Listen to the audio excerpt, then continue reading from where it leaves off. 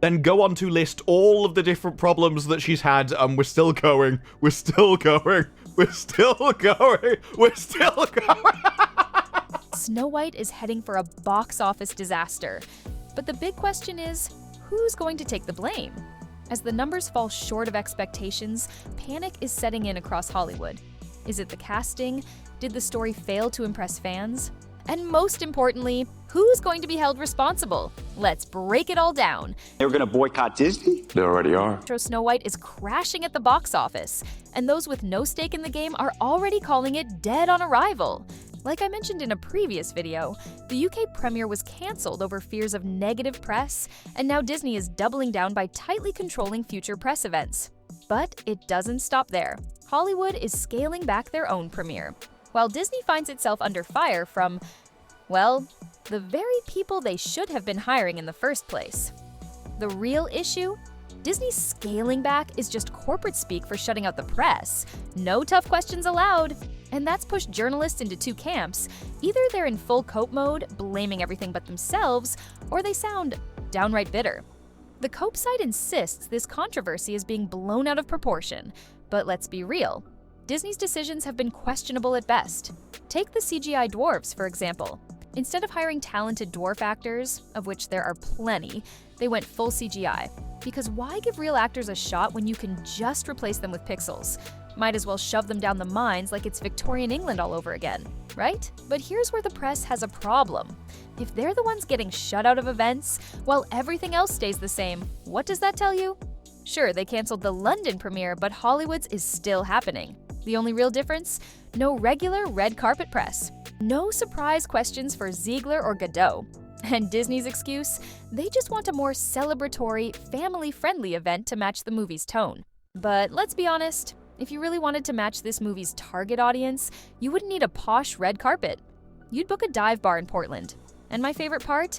When they try to brush it off, saying Snow White isn't the first film to restrict red carpet access.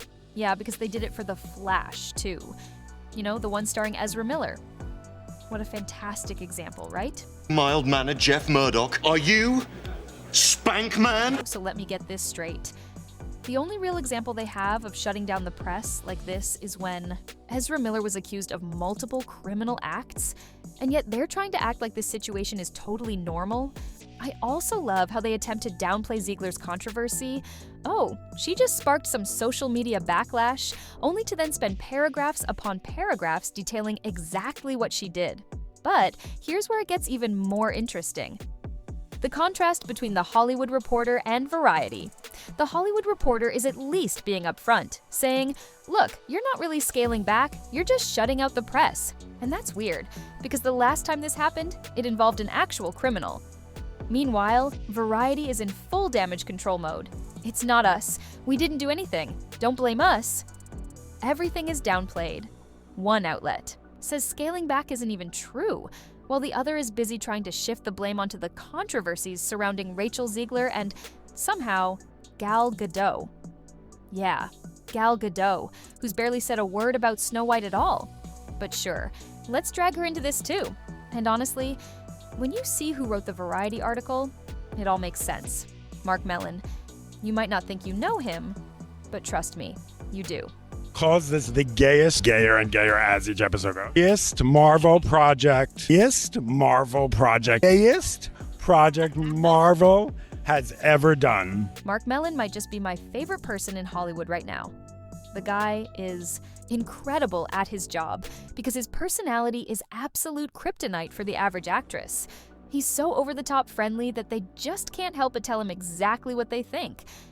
And if you're Rachel Zegler, that's a problem. So yeah, I get why Mark might be frustrated. He was probably supposed to be at this red carpet event, and now Disney is shutting down the press, meaning this could become a bigger trend among journalists. And suddenly, you've got this wave of media going, it's not our fault, you can't blame us. Sure, we asked the questions that led to these controversies, then reported on them nonstop. But hey, they said it. It's their problem, not ours. And now somehow, Gal Gadot is getting dragged into this mess too. She's barely been involved in any of the Snow White discourse, but the media keeps lumping her in with Zegler. The messaging is all over the place. Oh, this isn't some new Hollywood trend? It's just a unique PR strategy because of the Zegler and Gadot controversies? Or my favorite take. Well, Gal Gadot wasn't even at the Snow White premiere, so that must mean it's her fault. But here's the thing. Disney is setting Rachel Zegler up to fail. Instead of letting her face the press and clear the air, they're hiding her.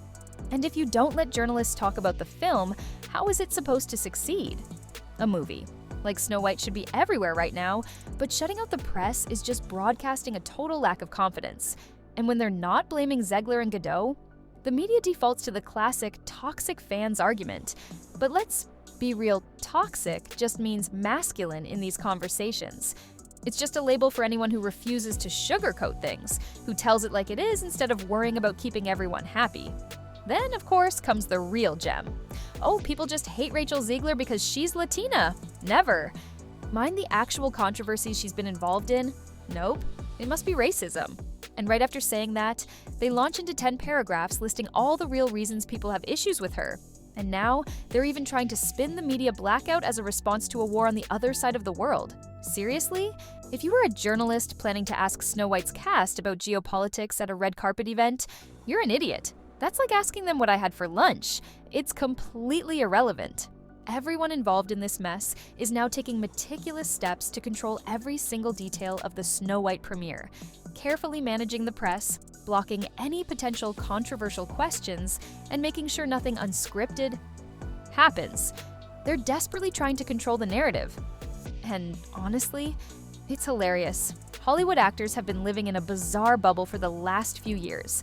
As long as their opinions aligned with the industry's, they could say the most unhinged things and their careers wouldn't take a hit. Just look at guys like Mark Ruffalo and Mark Hamill.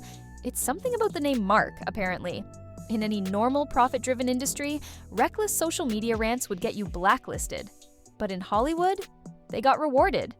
And that just encouraged them to go even further off the rails. But now we're watching Hollywood finally put these actors back in their box. Studios no longer trust them to have unscripted moments because they know exactly how deranged things will get if they do. So the solution? Script everything. Filter out reporters who might actually ask real questions. Only work with safe outlets that won't rock the boat. The real question is, will this become the new normal?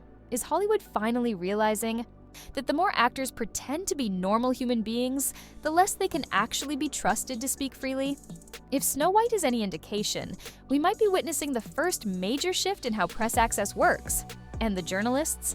Oh, they are not happy about being shut out. But here's the real dilemma. How much are they willing to compromise just to get back on the red carpet? Would someone like Mark Malin start censoring his own questions just to stay in Disney's good graces? That's the real test of journalistic integrity here, because access has always come with strings attached. The fewer people that get access, the tighter those strings become. And here's the kicker, Disney hasn't completely shut down marketing. They're still giving access, just to the safe outlets. That's why Gal Gadot is doing the rounds on Good Morning America, Live with Kelly and Mark, and The Tonight Show with Jimmy Fallon. Places that would never push back too hard. Meanwhile, Rachel Zegler? Well, they basically deported her. No, really. She got shipped off to Tokyo. It's like Disney just said, yeah, we can't trust you on live American TV. Go sell the movie somewhere else. And then there's the Spanish premiere. Oh, you missed it? That's because they literally hid it in a remote castle. Instead of a massive global press tour with stops in LA and London, they scaled it back to a town with a population of 51,000. Perfectly safe. Because who even knows who she is out there, right? Do they even have running water? Is the electricity powered by a water wheel? And yet, all the media could do was swoon over an Instagram video. Oh, she looked stunning. In a white sleeveless dress. Of course, that's all they had to go on, because journalists weren't even invited to the event. Absolutely unreal.